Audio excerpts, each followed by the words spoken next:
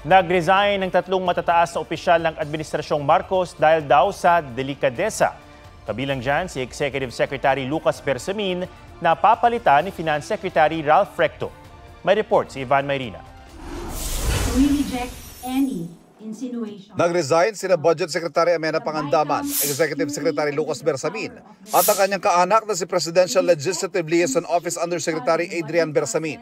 Tinanggap na ni Pangulong Marcos ang kanilang resignation. Out of delicadeza, after their departments were mentioned in allegations related to the flood control anomaly currently under investigation, and in recognition of the responsibility to allow the administration to address the matter appropriately. Sinusubukan pa ng GMA Integrated News na kunin ang panig nilang tatlo. Matatandaan sa video na inilabas noong Biyernes, si Pangandaman ang itinuro ni Zaldico na nagpaabot sa kanya ng umano'y utos si Pangulong Marcos na magsingit ng 100 billion pesos sa 2025 budget. Nakumpirma raw ito ni Ko kay resigned Undersecretary Bersamin. Nauna nang itinanggi ni Pangandaman ang akusasyon ni Ko habang kinukuha pa namin ang panig ni resigned Yusek Bersamin tungkol dito. Pagtitiyak na Malacanang, hindi lusot sa investigasyon ang mga nagbitiw na opisyal, maski ang Pangulo. Ang sabi po ng Pangulo, walang exempted sa investigasyon. Does that statement also apply to him? Of course, wala naman talagang dapat na exempt. Pero ang Pangulo, alam niya po ang kanyang ginagawa, alam niya po kung bakit niya pinaimbestigahan at pinangunahan ang malalimang pag-iimbestiga na ito. Ang inanunsyo naman kapalit ni Bersamin bilang Executive Secretary ay si Finance Secretary Ralph Recto na dating kongresista at senador. Ikinagulat daw ito ni Recto at hindi pa personal na nakakausap si Pangulong Marcos. It was announced, a surprise, yeah, but work has to continue.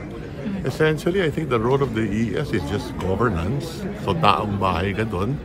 How do you make improve government services, get the departments to move faster, ensure that we follow the Philippine Development Plan.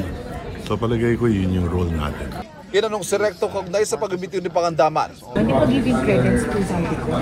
No, I don't think so. She is giving the president the free hand to investigate all the departments.